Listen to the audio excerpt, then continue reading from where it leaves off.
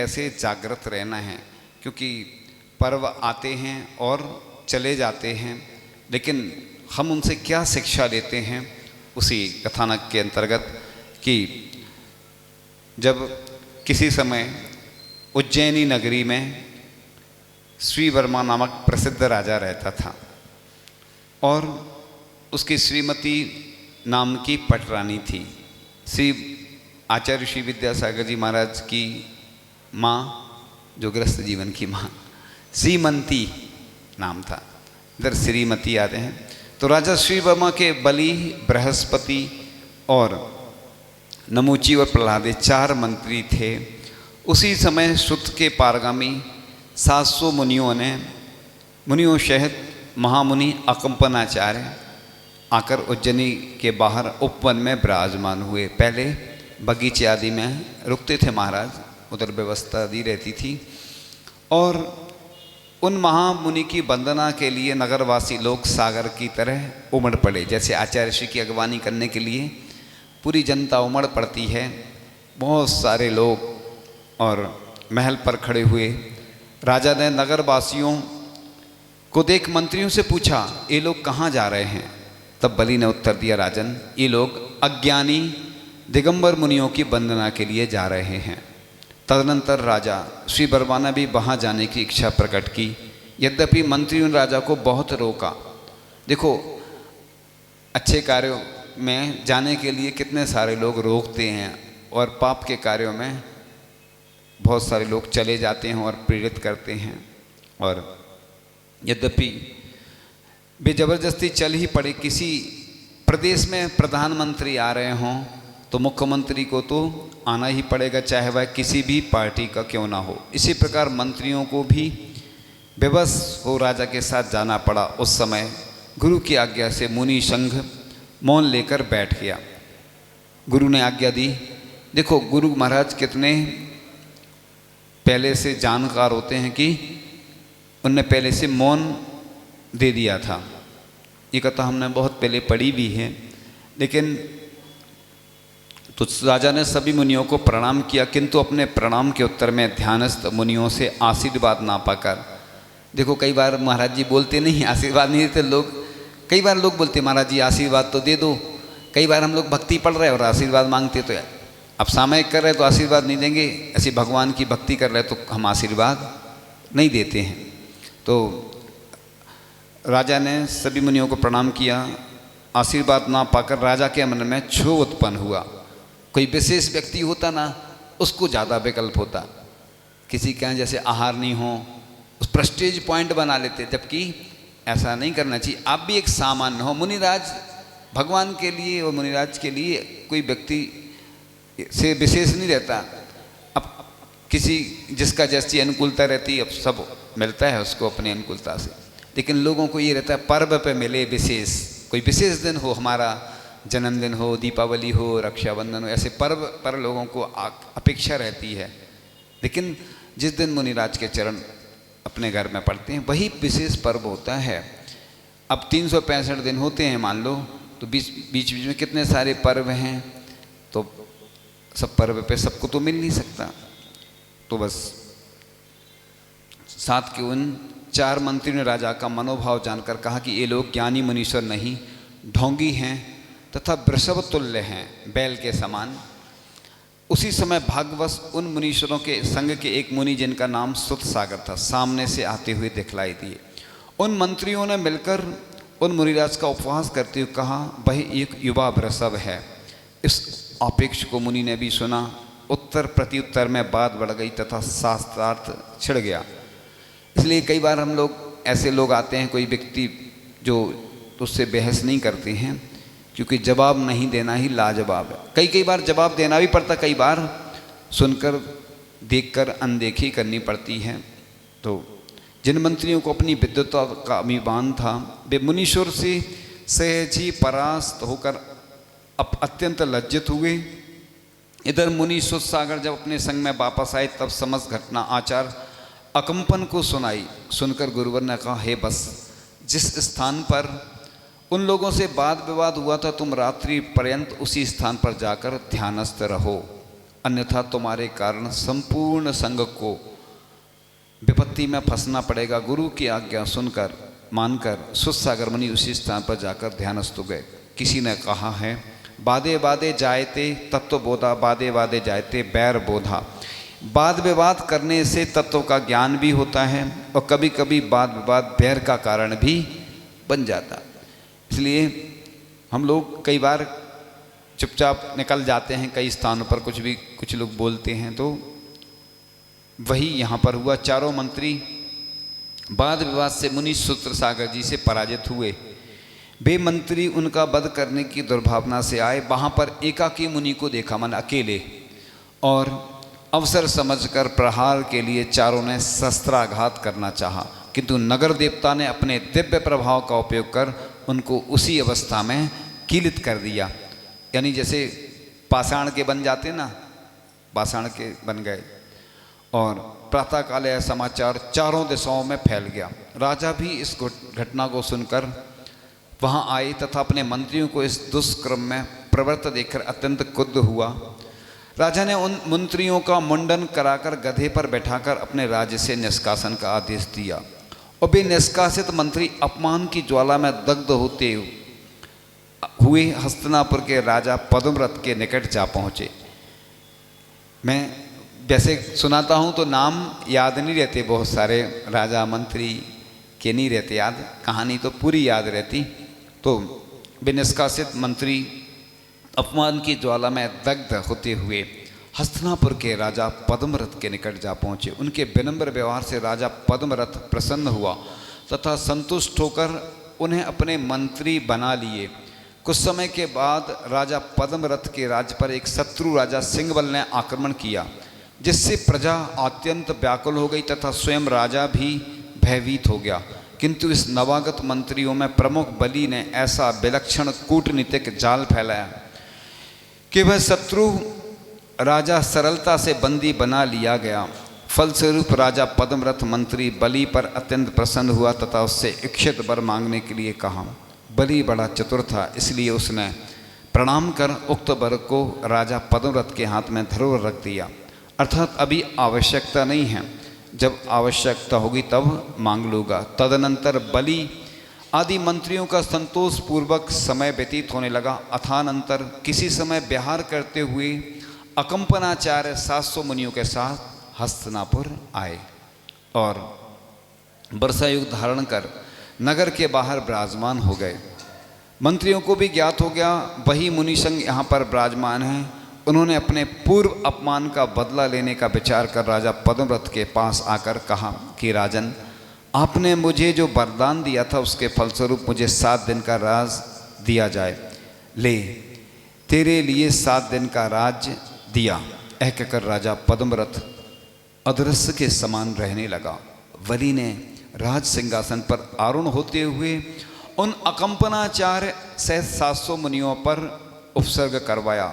उसने चारों ओर से मुनियों को घेर कर उनके समीप पत्तों का धुआं कराया तथा जूठन व कुल्हड़ आदि फेंकवाए। दुर्गंधित वस्तुएं होम कर दारुण कष्ट पहुंचाने लगा। उपसर्ग समझकर मुनि संघ ने संक्षेप में प्रत्याख्यान किया, अर्थात जब तक उपसर्ग दूर न होगा तब तक के लिए चारों प्रकार के आहार एवं विहार का त्याग। उस समय विष्णु कुमार मुनि के अवधि ज्ञानी गुरु मिथिला नगरी में थे। वे अवधि ज्ञान से विचार कर तथा दया से युक्त हो कहने लगी, हाँ, आज अकंपनाचार्य आदि 700 मुनियों पर दारुण उपसर्ग हो रहा है। उस समय उनके पास पुष्पदंत नामक क्षुल्लक बैठे थे। गुरु के मुख से उक्त दयार्द वचन सुन क्षुल्लक जी ने पूछा कि हे नाथ, वह उपसर्ग कहाँ हो रहा है? इसके उत्तर में गुरु ने कहा, हस्तिनापुर में। क्षुल्लक जी ने पुनः कहा कि हे नाथ, यह उपसर्ग किससे दूर हो सकता है? गुरु ने कहा कि जिसे विक्रिया रिद्धि की सामर्थ्य प्राप्त है तथा जो इंद्र को भी ध्वंस दिखाने में समर्थ है, ऐसे मुनि विष्णु कुमार से यह उपसर्ग दूर हो सकता है। क्षुल्लक जी ने उसी समय जाकर विष्णु कुमार मुनि से यह समाचार कहा और उन्होंने विक्रिया रिद्धि की परीक्षा की। उन्होंने परीक्षा के लिए अपना हाथ फैलाया तो वह पर्वत को भेदन कर बिना किसी रुकावट के दूर तक आगे बढ़ गया। तदनंतर विष्णु कुमार मुनि सीधे पद्मव्रत से जाकर बोले, हे पद्मव्रत, तुमने राज्य पाते ही यह क्या क्या कार्य प्रारंभ कर रखा।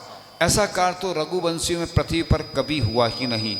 यदि कोई दुष्टजन तपस्वियों पर उपसर्ग करता है तो राजा को उससे दूर करना चाहिए। फिर राजा से ही उस उपसर्ग की प्रवृत्ति क्यों हो रही है? हे राजन, जलती हुई अग्नि कितनी महान क्यों ना हो, अंत में जल के द्वारा शांत कर दी जाती है। फिर यदि जल से अग्नि उठने लगे तो अन्य किसी पदार्थ से उसकी शांति हो सकती है। ऐश्वर्य का फल दुराचरियों का दमन करना है। यदि ईश्वर राजा इस क्रिया से शून्य है, अर्थात दुष्टों का दमन करने में समर्थ नहीं है, तो फिर ऐसे ईश्वर राजा को स्थाणु ठूठ भी कहा है, अर्थात वह नाम मात्र का ईश्वर है। इसलिए पशु तुल्य बलि को इस दुष्कार से शीघ्र ही दूर करो। तदनंतर राजा पद्मव्रत ने कहा कि हे नाथ, मैंने बलि के लिए 7 दिन का राज दे दिया है, इसलिए इस विषय में मेरा अधिकार नहीं है। हे मुनिराज, आप स्वयं जाकर उस पर शासन करें। राजा पद्मव्रत के कहने पर विष्णु कुमार मुनि बलि के पास गए। अरे, एक तपरूप कार्य में लीन रहने वाले उन मुनियों ने तेरा क्या अनिष्ट किया, जिससे तूने उच्च होकर भी नीच की तरह उन पर अपसर्ग किया। अपने कर्मबंध से भीरू होने के कारण तपस्वी मन वच काय से कभी दूसरे का अनिष्ट नहीं करते। इसलिए इस तरह शांत मुनियों के विषय में तुम्हारी यह दुश्चेष्टा उचित नहीं है। यदि शांति चाहते हो तो शीघ्र ही उपसर्ग दूर करो। तदनंतर बलि ने कहा कि यदि यह मेरे राज्य से चले जाते हैं तो उपसर्ग दूर हो सकता है, अन्यथा उपसर्ग ज्यों का त्यों बना रहेगा। उसके उत्तर में विष्णु कुमार मुनि ने कहा कि ये सब आत्म ध्यान में हैं, अतः यहाँ से एक कदम भी नहीं जा सकते। ये अपने शरीर का त्याग भले ही कर देंगे पर उपसर्ग से डरकर भाग नहीं सकते। अंत में विष्णु कुमार मुनि ने कहा, हे बलि, तुम उन मुनियों के ठहरने के लिए मुझे 3 कदम भूमि देना स्वीकृत करो।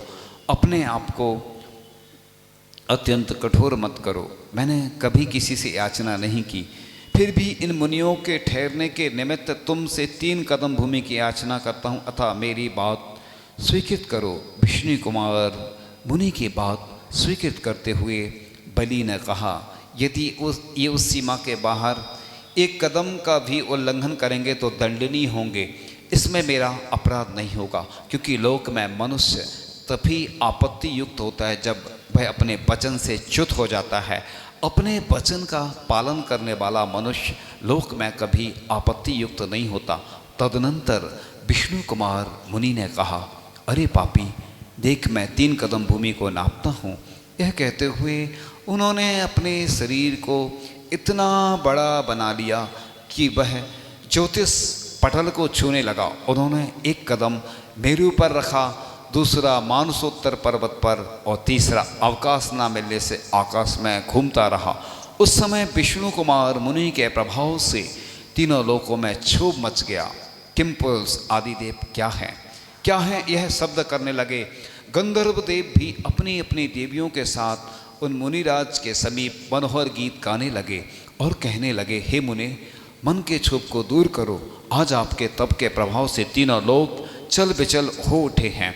इस प्रकार मधुर गीतों के साथ पीड़ा बजाने वाले देवों, धीर वीर विद्याधरों तथा सिद्धांत शास्त्र की गाथाओं को गाने वाले एवं चारण रिद्धिधारी मुनियों ने जब उन्हें शांत किया, तब वे धीरे धीरे अपनी विक्रिया को संकोच कर उस तरह स्वाभावस्थ हो गए जिस तरह की उत्पात के शांत होने पर सूर्य स्वाभावस्थ हो जाता है, अपने मूल स्वभाव में आ जाता है।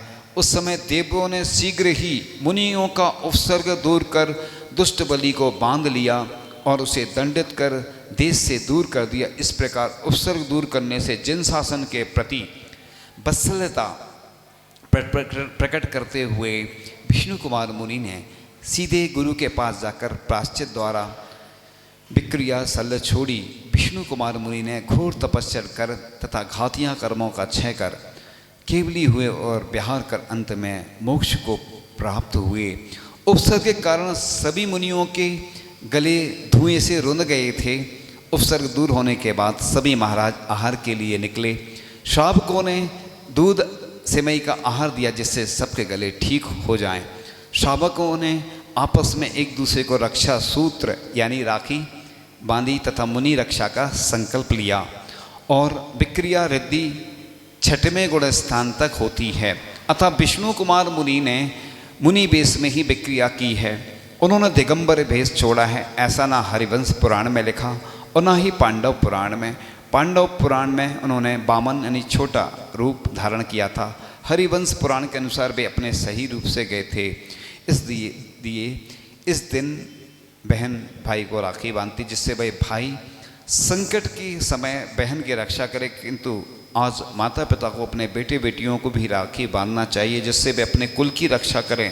क्योंकि आज के बालक बालिकाएं अपने मन में न जाने किस किस से विवाह आदि कर लेते हैं, जिससे कुल समाज एवं धर्म की हानि होती है। विष्णु कुमार मुनि ने एक पैर यदि सुमेरु पर्वत पर और दूसरा पैर मानसोत्तर पर्वत पर, तब एक ओर का स्थान खाली रहा, क्योंकि मानसोत्तर पर्वत गोल है। अतः ऐसा होना चाहिए, एक पैर मानसोत्तर के इस ओर अर्थात दक्षिण दिशा में और वह पैर पूर्व पश्चिम तक फैल गया, तथा दूसरा पैर मानसोत्तर के उस ओर अर्थात उत्तर दिशा में और पैर पूर्व पश्चिम तक फैल गया, अर्थात पूरा मनुष्य क्षेत्र घेर लिया। ऐसा कहीं उल्लेख नहीं मिलता है। तो इस प्रकार से रक्षाबंधन की बात चल रही है कि शावक को धार्मिक सामाजिक एवं लोकोपकारी कार्यों की संपन्नता हेतु यथेष्ट दान अवश्य देना चाहिए। यह एक अद्भुत पर्व है। यह दिन बंधन का दिन होने पर भी पर्व माना जाता है। पर्व या उत्सव में तो स्वतंत्रता होती, आज का दिन तो जो उस दिन का दिन बंधन का दिन है। बंधन भी सामन बंधन ही प्रेम का बंधन या वात्सल्य का प्रतीक है। रक्षाबंधन अर्थात रक्षा के लिए बंधन आजीवन बड़े उत्साह के साथ चलता है। सामन बंधन से तो मुक्ति संभव है, परंतु यह बंधन है जिससे मुक्ति नहीं। यह बंधन मुक्ति में सहायक है, क्योंकि यह रक्षा का बंधन है। जीवों पर संकट आते हैं, सभी अपनी शक्ति अनुसार उनका निवारण करते हैं, परंतु सभी ऐसा नहीं कर पाते। इसी प्रकार से हमारे साधर्मियों के ऊपर भी आज दिखते हैं, हम कोई परेशान है तो कोई मदद करने वाला नहीं मिलता है। जब साधुओं के लिए संकट आते हैं तो लोग मदद नहीं करते। सामान्य ग्रस्तों की बहुत स्थिति खराब है, चाहे घर के हों, चाहे परिवार के, समाज के। ये तो सर्व पर्व आते हैं चले जाते हैं, लोग एक दूसरे को राखी बांध देते हैं, बस औपचारिकता जैसी होने लगी है। इसलिए कोई भी साधर्मी हो, मुनिराज हो, त्यागी व्रती हो, हम तो ये कहते जो उपवास करते घर के त्यागी व्रती, उनकी भी भैयाव्रती करना चाहिए। जब वो उपवास करते हैं वैसे भी करना चाहिए उनकी सेवा, और जिनवाणी आदि की भी सेवा करना चाहिए, और भी विभिन्न प्रकार से धार्मिक कार्य करके यह पर्व मनाना चाहिए। तो ऐसा नहीं कर पाते। मनुष्य ऐसा विवेकशील प्राणी है जो अपने और दूसरों के संकट को दूर करने में समर्थ है। मनुष्य अपनी बुद्धि द्वारा और शारीरिक सामर्थ्य से अपनों और दूसरों की रक्षा कर सकता है। रक्षा के लिए धर्म का विशेषण है कि जीवों की रक्षा किस प्रकार करें। इसी प्रकार से हम गौशाला आदि में भी जीवों के लिए कुछ दे सकते हैं, जिससे उनकी रक्षा हो, उनके विकास के लिए प्रयत्न करें। रक्षाबंधन पर्व की महत्ता इसलिए तो है कि महान आत्मा ने रक्षा का महान कार्य संपन्न कर संसार के सामने रक्षा का वास्तविक स्वरूप रखा। जीवों की रक्षा, अहिंसा की रक्षा, धर्म की रक्षा, किंतु आज यह रक्षा अपेक्षित है। हम चाहते हैं सुरक्षा, मगर किसकी? मात्र अपनी और अपनी भौतिक संपदा की। आज यह स्वार्थपूर्ण संकीर्णता ही सब अनर्थों की जड़ बन गई है। मैं दूसरों के लिए क्यों चिंता करूं? बस 12 भावना मेरी भावना पढ़ लेते हैं कि दीन दुखियों को देख हृदय में मेरे प्रेम बढ़ावे। बस हाँ, तो बस मेरे अंदर करुणा, आचार्य सिंह लिखा ना, पल की पीड़ा अपनी करुणा की परीक्षा लेती। अगर कोई पीड़ित है उसे देखकर हमारे अंदर अगर पीड़ा नहीं हो रही है तो हमारा ये सब वात्सल्य अंग व्यर्थ है। तो सब अनर्थों की जड़ बन गई है। मुझे बस मेरे जीवन की चिंता में मेरा अपना आज का सारा व्यवहार यहीं तक केंद्रित हो गया है। रक्षकपना समाप्त हो गया है और भक्षकपना उसकी छाती पर चढ़ बैठा है। स्वयं की परवाह ना करती अन्य की रक्षा करना, यह इस पर्व के मानने का वास्तविक रहस्य है। जिस प्रकार से विष्णु कुमार मुनि ने बंधन को अपनाया, अपने पद को छोड़कर मुनियों की रक्षार्थ गए। ऐसा करने में उनका प्रयोजन धर्म भावना और वात्सल्य था। रक्षा के लिए जो बंधन हैं वह सभी के लिए मुक्ति का कारण है। बाहर से और भीतर से, बाहर से मधुर और भीतर से कटु, ऐसा रक्षाबंधन नहीं होना चाहिए। हमारे द्वारा संपादित कार्य बाहर और भीतर से एक समान होना चाहिए। रक्षाबंधन को सच्चे अर्थ में मनाना है तो बाहर और भीतर से एक समान होना चाहिए। रक्षाबंधन को सच्चे अर्थों में मनाना है तो अपने भीतर करुणा को जागृत करें, अनुकंपा, दया और वात्सल्य का अवलंबन लें। इस प्रकार से तो यह दो पर्वों से जुड़ा है, एक मुनि धर्म से, दूसरा मुक्ति धर्म से। इस दिन अकंपनाचार्य आदि 700 मुनिराजों को उपसर्ग से मुक्ति मिली तो भगवान श्रेयांसनाथ को संसार से मुक्ति मिली। इस पर्व में दो विष्णु कुमार जुड़े हैं। एक विष्णु कुमार श्रेयांसनाथ भगवान के पिता से ही थे तो दूसरे विष्णु कुमार हस्तिनापुर के राजा पद्म के भाई भी थे, जो मुनि बने और जिन्होंने 700 मुनियों का उपसर्ग दूर किया था। तो विष्णु कुमार मुनि ने अपना पद छोड़कर वासना का रूप धारण करके मुनियों की रक्षा की थी। इसलिए आप दुकान आदि घर का मोह छोड़कर श्रावक का रूप धारण करके मुनियों की रक्षा करने का संकल्प लें। मुनियों के आहार व्यवहार आदि धर्म साधना में सहभागी बने। तो रक्षाबंधन पर तो धर्मात्माओं की रक्षा का, संस्कार का, संस्कृति के रक्षा का, आत्मबोध का और कर्तव्य बोध कराने का, देश और समाज की रक्षा का, जीवन और परिवार की रक्षा के संकल्प का पर्व है। अन्यायी को न्याय मार्ग पर लाने और असत्य पर सत्य की विजय करने का पर्व है। और इसी प्रकार से महावीर भगवान के अपन मार्ग पर चलते हुए यह पर्व मनाएं और इस पर्व के दिन ऐसी ही शिक्षा लें। तो कुछ अच्छी पंक्तियों के साथ इस पर्व को मनाएं। रक्षाबंधन पर्व का करते कुछ गुणगान, शक्ति मिले वात्सल्य भी बड़े धर्म की शान। जिन आचार्य कंपन गुर का, संग 700 मुनियों का, हस्तिनापुर के उपवन में हुआ विराजित गुणियों का। पूर्व वैर से राजा बलि ने यज्ञ रचा उपसर्ग किया, आत्म साधक गुरु शिष्यों ने मौन अचल सब सहन किया। दौड़े विष्णु कुमार महामुनि, ज्यों जाने उपसर्ग कथा, जीव क्रिया रिद्धि द्वारा शीघ्र दिया उपसर्ग हटा। श्रावण पूनम को मुनियों का सुखी धन्य आहार हुआ, रक्षा सूत्र बांध ग्रस्तों ने वत्सलता का द्वार छुआ। सहने वाले धन्य हैं धन्य निवारक संत, अब जयमाला से कहें धर्म कथा जिन पंत। खूब सुनी बात्सल्य अंग की महिमा अपरंपार कही, अखिल विश्व मैत्री का साधन धर्मी सा उपकार नहीं।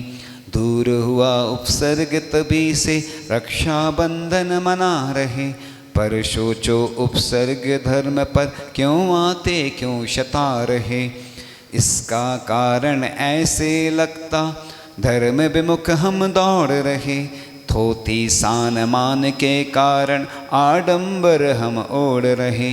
प्रेम दया वात्सल्य अंगिया धर्म अहिंसा की बातें, मात्र पुराणों तक सीमित है सदाचार की सौगातें।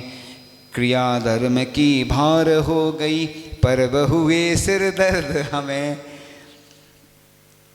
तभी प्रेम विश्वास गमा कर दुनिया लगती दर्द हमें। दुनिया उन इंसानों की है जिनके उर में प्रेम भरा, धर्म दया सेवा से सन कर कूट कूट सुख क्षेम भरा। आओ इस पावन उत्सव पर मिलकर हम संकल्प करें, दया धर्म का बिगुल बजाकर जीवों के दुख दर्द हरें।